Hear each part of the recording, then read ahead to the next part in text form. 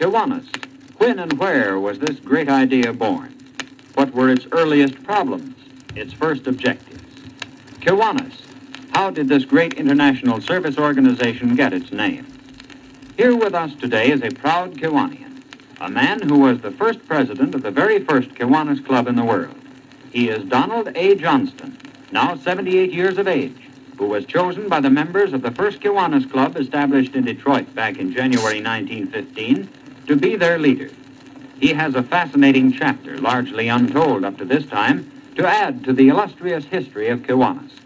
It is an inspiring story, one which he hopes will renew your deep faith in what Kiwanis stands for. Mr. Johnston. Fellow members, I have been a Kiwanis for nearly 40 years, and I have loved every moment of it. But this is perhaps my proudest moment.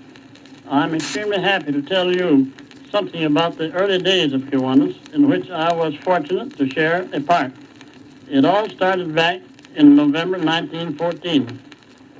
One day in my insurance office in Detroit, in the Hammond building, 3 men called to see me. They wanted to interest me in reorganizing a club that was about to fold up. These men, Fred Miller, an attorney, Alan S. Brown, professional organizer, Otto Robertson, a young attorney, wanted to reorganize an old fraternal club known as the Benevolent Order of Brothers. After a short meeting, I told them I would think it over and let them know my decision. And in a few days, I agreed to go ahead. We then arranged to meet in the shop of Joseph G. Prance, a Detroit merchant tailor who also was interested.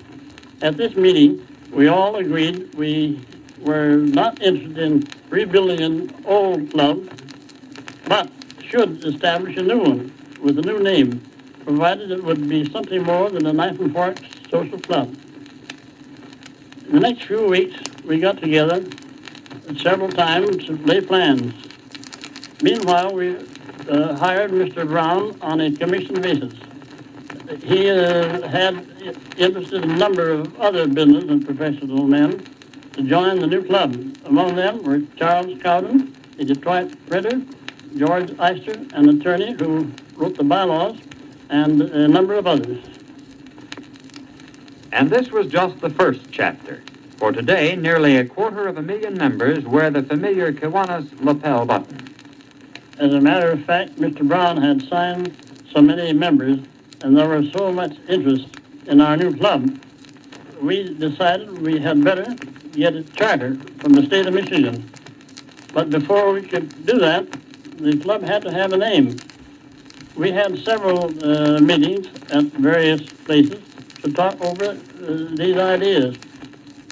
And at one of the, then early in January 1915, the committee was selected to contact the Detroit City historian, Clarence M. Burton, for ideas for a name.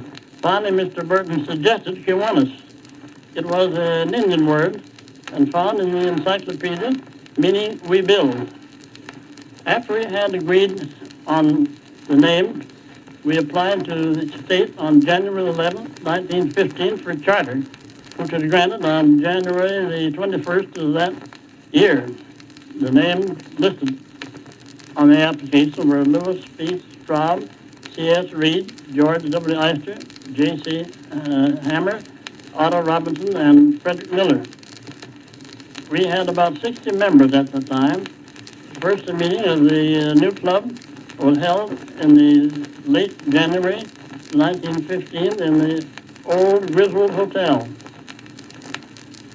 I had reluctantly accepted the job of president for 1915, having been elected by the board at a meeting which I did not attend. In the summer of the first year, our club met its first crisis. We discovered that many of the men approached to become members were being told that it was strictly a social luncheon club. So actually, about 60% joined for that reason.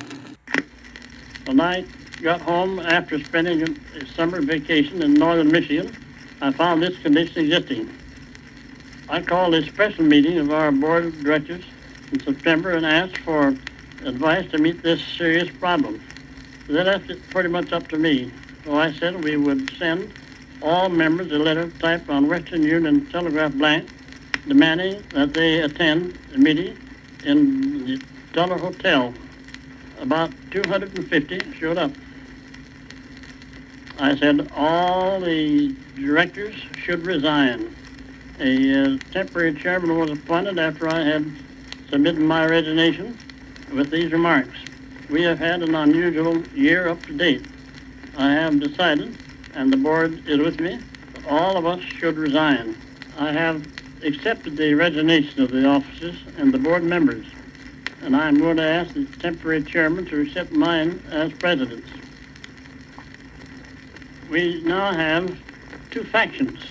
One group that think they are a trade group only, and the other group which believe in the golden rule.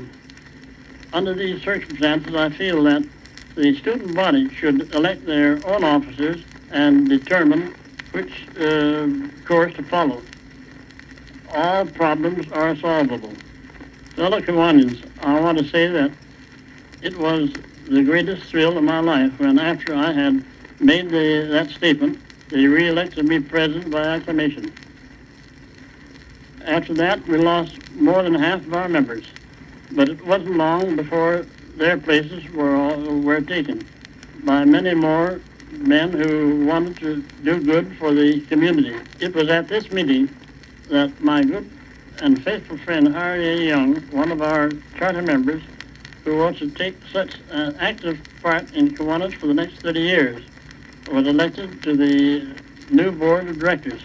The new officers and directors were Donald Johnson, president; T.C. Rice-Ray, vice president; Fred W. Morton, treasurer; Forrest W. Boswell, secretary and director; J.H. Davis, Malcolm McKinnon, Richard B. Hewitt, F.A. Johnson, J.E. McLean, and O.J. McQuiston, and Harry A. Young.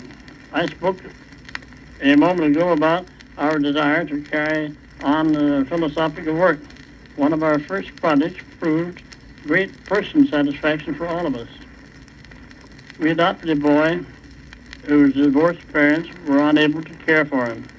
Our Detroit Club provided a home for him with an elderly couple. We called this boy Walter, 4.5-year-old Walter Kiwanis. During the next 4 years, his mother visited him often, and finally she remarried. Her new husband wanted to support the boy, so Walter was returned to his mother and new father. In late November of 1915, I was reelected to the second term as president and served in that capacity for the first 3 years. Kiwanis was spreading fast. The second club was founded in Cleveland, Ohio in October 1915. By June of the following year, when there were 16 clubs operating in 7 states, notice was sent to all the clubs announcing that a meeting would be held in Cleveland for the purpose of making our organization national.